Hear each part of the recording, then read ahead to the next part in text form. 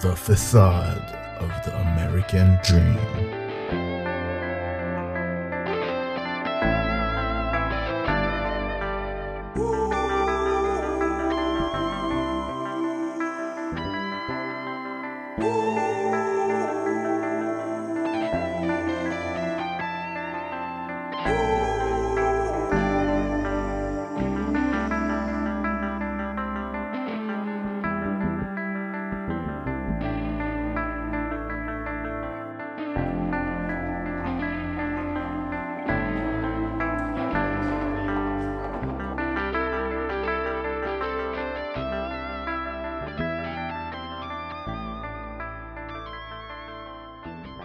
How the Healing Community Center came into being was a result of my working at Grady Health System. That's a hospital in Atlanta. I would see folks that come in with cancers of their jaw or of their voice box, and the cancers had gotten to such an extent that they really had no treatment options. And there was just very little that we could do other than put in a tracheotomy and airway and try and get them whatever care we could. And seeing that over and over again, month after month and year after year, each time I would say to myself, you know, somebody needs to do something about this. And then one day I just realized that maybe it was supposed to be me. We're now in an 8,000 square feet facility that we provide general medical care, pediatrics, ENT, audiology, and dental program. And all of our services we provide free of charge. How we're able to do that, we partner with academic institutions, with private institutions, and with community organizations and private practitioners and just general folks in the community that want to come out and make a difference.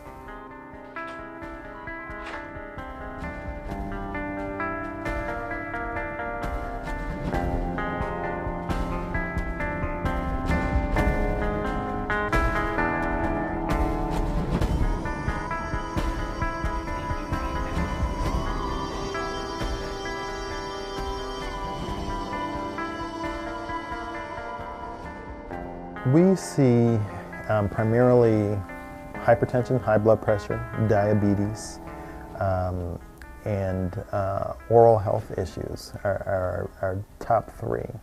We also see a significant amount of HIV, and all of those we make a concerted effort to address those issues.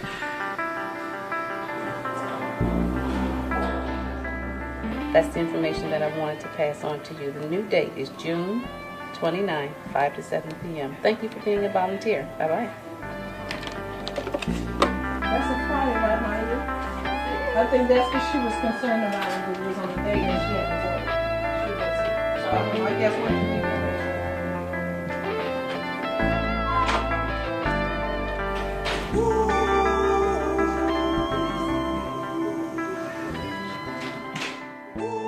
Is there a difference between African American and Caucasian patients in regards to their health? I think the difference really is based upon socioeconomic status, and that in impoverished areas, which in most places in the United States tend to primarily have African Americans and Latinas, there's a lack of resources, there's a lack of access to medical care. A lot of folks in underserved areas, there really is no access to health care. For example, we are currently at the Healing Community Center doing outreach to bring healthcare out to folks. There are several apartment complexes within the city of Atlanta where folks have lived there all their lives and really have not been more than 5 miles outside of that apartment complex. In order to get to grocery stores, They have to rely on someone from the community that has a car. One apartment complex in particular has now about 92% unemployment.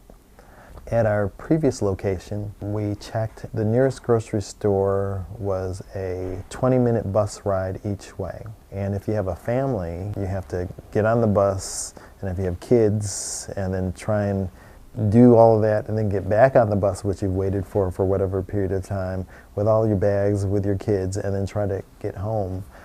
You're really not going to try to do that very often. You're going to try to look for other options that will allow you to survive.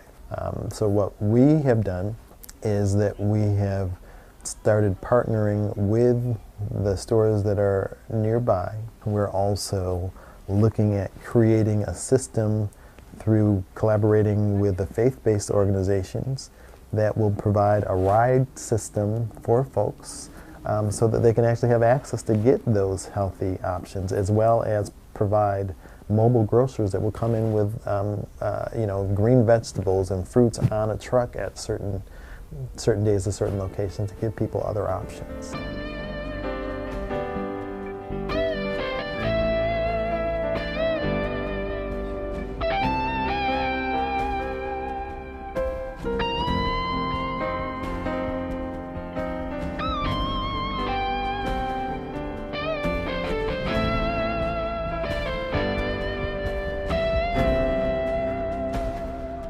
Then stress of racism, current day racism, causes problems. So I actually think integration may be one of the big issues, because one of the big stressors is working in a historically white institution. We do have, as white people, a system of privilege. It may be relative privilege. And there's been several articles about this, about the stress of being middle class in a white institution. And so now you've got this body, you've got this history, and now you've got this body that's under stress. You get illnesses. Primary things that people brought to our attention was that they needed to have some outlet for stress. You know, when you're faced with not having a lot of opportunities, not having really great aspects for decent jobs, not having really affordable or decent housing, all of that is going to be stressful. When you hold out the promise for white people that regardless, they still have the potential and opportunity to rise, to be the overseer, to be the boss, that there is nothing structural inherently, seemingly, that keeps them down.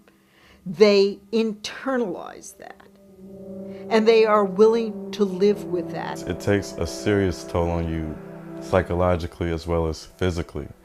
The amount of stress that creates, constant worrying, constant trying to figure out if you're good enough, you know, if it's you that's the problem. Trying to reconcile that daily, for me, it led to physical problems, gastrointestinal, urinary issues that I'm still dealing with to this day. It's a feeling that every day I'm feeling just knots in my stomach. I've had to have surgery on parts of my body that I shouldn't, like, for my age, I should not be dealing with right now. That there was the connection that there are clear effects, or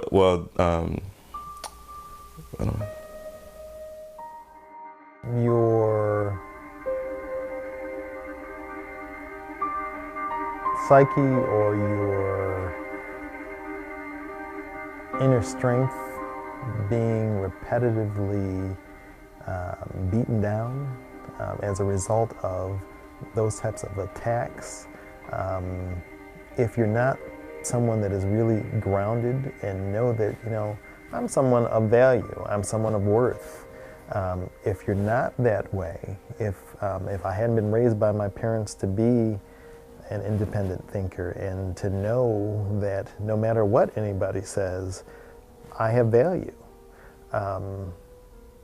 you're just demolished. You cannot rise above this virtual barbed wire that encloses you, or the jackboot that is inherently on your throat. You think, why even try? Why even try? If just because of the way I was born and the way I look,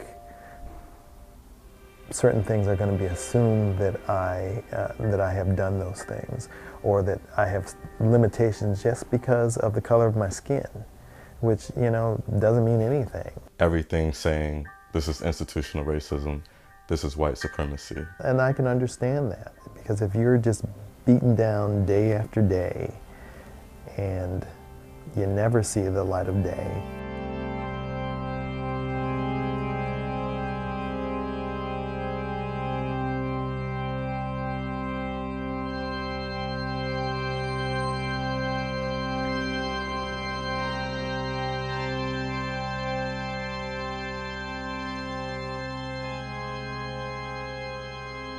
the CIA, I love this because CIA has said that the measure of the quality of life of a people you can measure that quality of life by the life expectancy in the country. Do I think it's more stressful to be an African American? Yes. Not only do we see that the life expectancy of African American men is 7 to 8 years shorter than the life expectancy of white men, and there's a similar gap, not quite as wide for women, it's more like 5 or 6. We've gone out and talked to people in our community, asked them what things that they felt were most important to them. And they stated that they were stressed about not having jobs, stressed about not having good educational systems they felt for their kids. Middle-class Black Americans who have babies have more lower birth weight babies than white women without an education. Health of the mother affects the health of the child. No one's going to argue that. That means my son's health was impacted by my health. My health was impacted by my mother's health. My mother's health was impacted by my grandmother, and so forth. That means every generation coming through has an impact on the health of the child. So when you look at our statistics as a Black American and you put it in a life chart with countries, we are so low that we are in countries that are second and third world countries. We have a criminal justice system where a number of African American men are either uninsured or underinsured, and the first time they actually will see a doctor will be within the confines of a prison or a jail. And that's where they will receive their first physical exam, their first dental exam, and probably upon release will be estranged from the healthcare system. Driving through South Bronx with my family, I'm not sure if we were, I think we actually had gotten lost because my uncle lived in Queens, but it looked like a war zone. It completely devastated landscape, poverty-stricken population, and it was horrific seeing that in a country that you envisage as being this great bastion of wealth and equality, where everyone is more or less on the same plane. And they moved out of the suburbs, they moved out of the inner cities, and the only ones that were left behind were those that couldn't get out. And meanwhile, the jobs went to the suburbs also. And so you had the people left behind in a community that was devastated. This population has no connection to the economy, and they represent a potential revolutionary source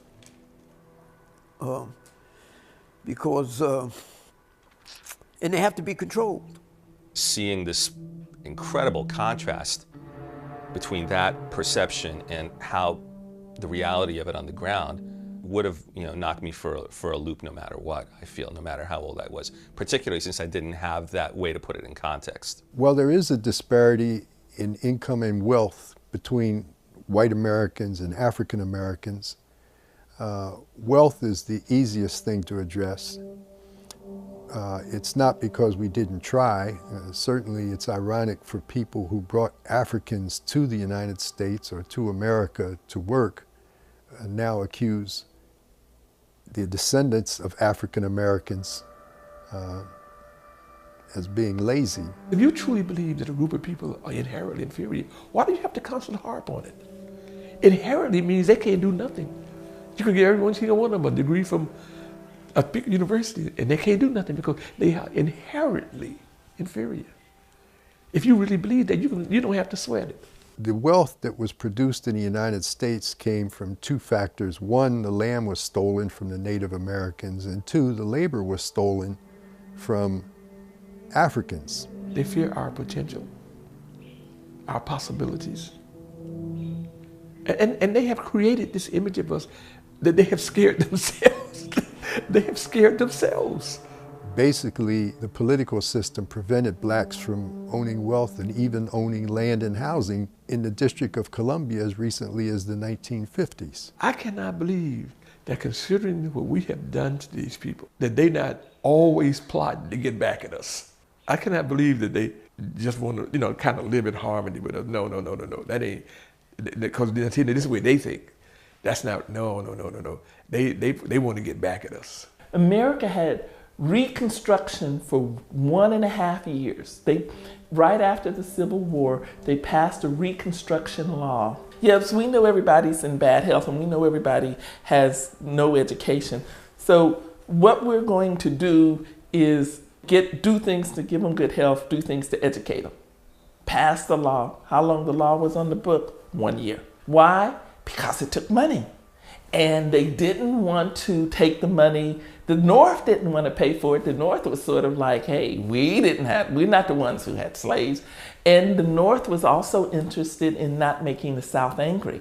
And the only way to pay for it would have been to take the land from the Southern foreigners, sell it off, and use it to do reparations for blacks. So none of that happened when it should have happened, and all of the pain is passed through. So you can look at all the studies and you can see the buried health problems being passed on generation by generation.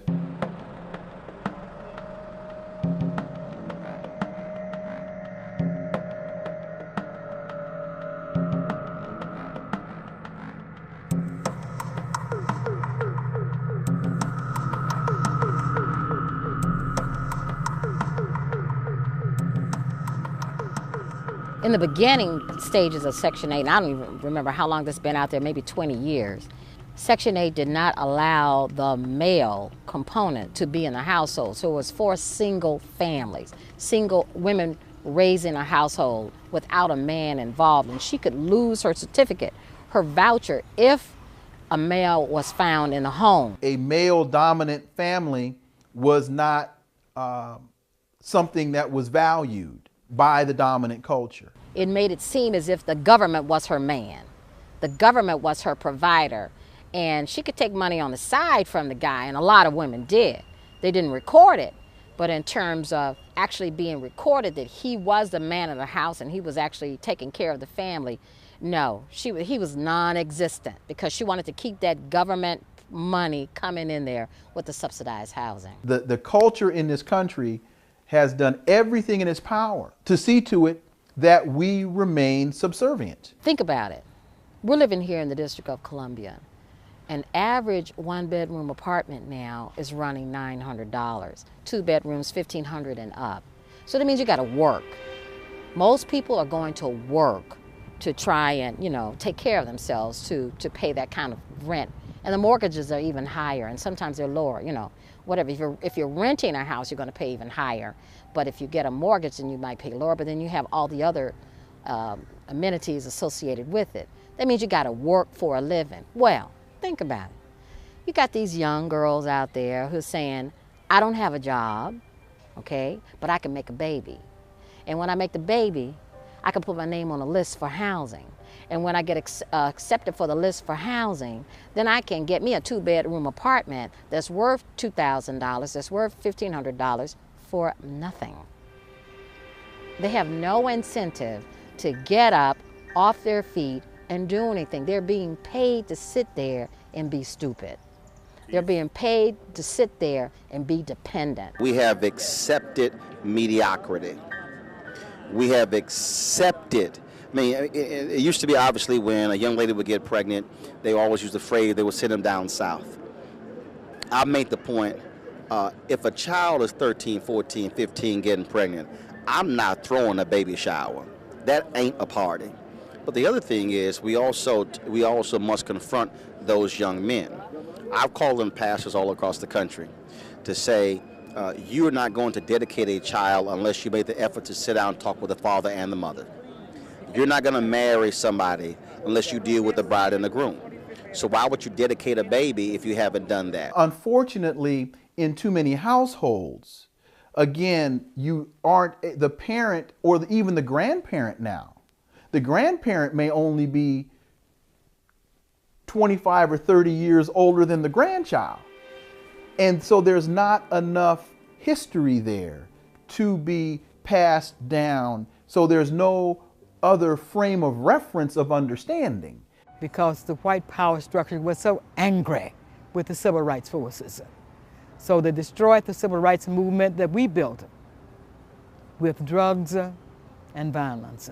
A lot of violence in our community and the things that we see going on keeps us at a certain level so that we cannot progress at the magnitude that we need to. And therefore, a lot of people can say, look at them. You're looking at people out there any day. You're looking at people out there on the street in their 40s and 50s that are dependent on drugs and alcohol. And then you know 20 and 30 years ago what they were doing and how they were victims, some of them willingly participants in the drug trafficking and how it tore us down. Most of our kids will not be going into the system. They will be going into the jails and prisons that are in fact enslavement camps in this country. The Rockefeller laws, which are now being taken from the books, but take them from the books if you wish. What about my children, by the hundreds of thousands that are upstate and all around the state in New York? Why haven't they been released? Why haven't they been rehabilitated and reintegrated into the society? Why haven't they not been given reparations for smoking some weed? My God, weed. That's all marijuana is. There's no evidence that it's harmful. Doesn't make sense to sit around the corner smoking it all day. But neither does it make sense for children to be thrown in jail for it. Here in New York, young kids on the way to school, young black males particularly, young brown males particularly, on the way to school, 9 and 10 years old, are thrown up against the wall by cops. Their book bags taken from their shoulders, books tossed out, taken from their shoulders, tossed out. First day. Second day, they do the same. By the third day, the child does what? The child is ready to fight back.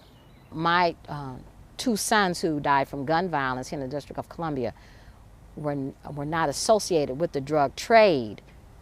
That's not the reason they died. Still, that whole mentality of violence, you know, was perpetrated. And just, it's terrible. After my sons died, I had an opportunity to meet hundreds of mothers whose children who died from gun violence here in the District of Columbia. And I had an opportunity to meet people probably I never would have seen in my life, never, because they weren't like me. And the stories that they told me about their childhood, how they were molested, how they were in foster care, how some of them married a lot of criminals, and then they brought their criminal activity into their families, and some of them molested their own children.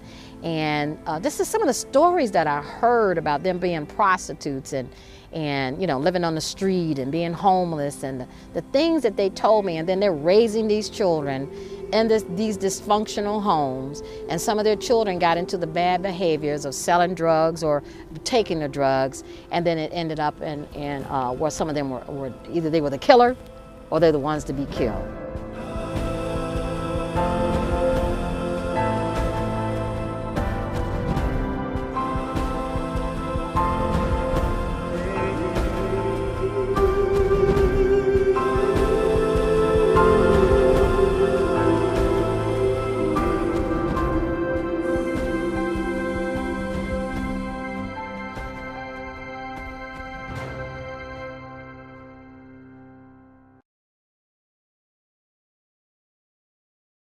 As a result of my working at Grady Health System, that's a hospital in Atlanta, I would see folks that come in with cancers of their jaw or of their voice box, and the cancers had gotten to such an extent that they really had no treatment options.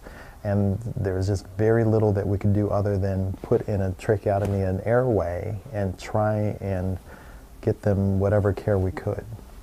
And seeing that over and over again, month after month and year after year, each time I would say to myself, you know, somebody needs to do something about this. And then one day I just realized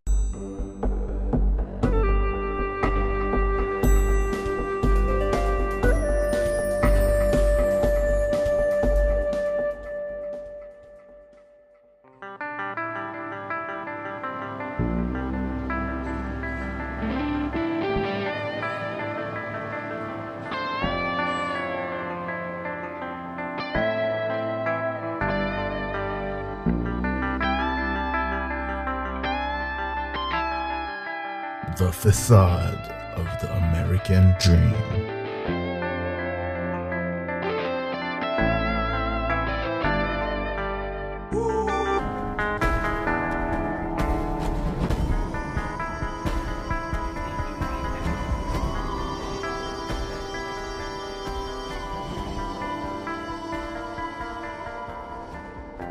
We see primarily hypertension, high blood pressure, diabetes, and oral health issues are our top three. We also see a significant amount of HIV, and all of those we make a concerted effort to address those issues.